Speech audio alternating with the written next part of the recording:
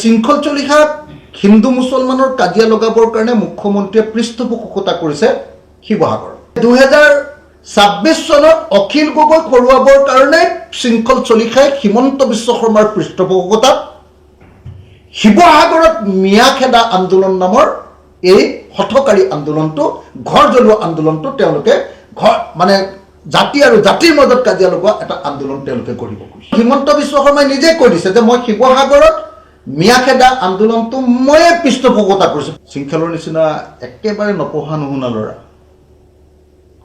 একেবাৰে বিষয়বস্তুৰ জ্ঞান নথকা, অন্নবৰতে উটি ভাহি পোৱা আৰু সদায় নিজৰ কামৰ জৰিয়তে চৰকাৰৰ সুযোগ তৈয়াৰ কৰি দিয়া আৰু সেইটোকে জীৱনৰ লাইভলিহুড ৰূপে লোৱা। 2026 চনত যিকোনো পৰিমাণে যিকোনো প্ৰকাৰে অখিল গগৈক বিধায়ক হিচাপে বিধানসভালৈ পঠিয়াব নালাগে।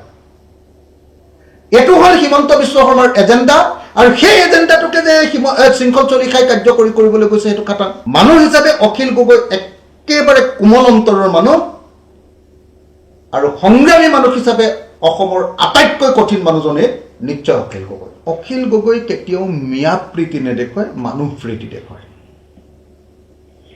কোনোবা যদি শ্ৰমজীৱী মানুহ কেতিয়াবা বিপদত পৰে আৰু তেওঁ যদি ভাৰতীয় নাগৰিক হয় তেতিয়াহ'লে তেওঁৰ ধৰ্ম যিয়ে নহওক লাগিলে তেতিয়াহ'লে অখিল গগৈয়ে কাৰো অনুমতি নোলোৱাকৈ,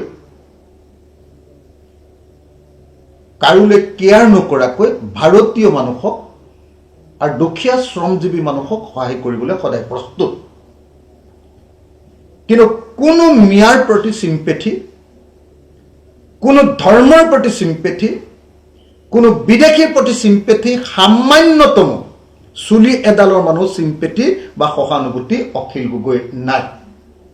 মানুহ হিচাপে অখিল গগৈ একেবাৰে কোমল অন্তৰৰ মানুহ আৰু সংগ্ৰামী মানুহ হিচাপে অসমৰ আটাইতকৈ কঠিন মানুহজনে নিশ্চয় অখিল গগৈ। গতিকে শৃংখল চলিহাই অলপ মই ক'বলৈকে বেয়া, একচুৱেলি শৃংখলৰ নিচিনা একেবাৰে নপঢ়া নুশুনা ল'ৰা,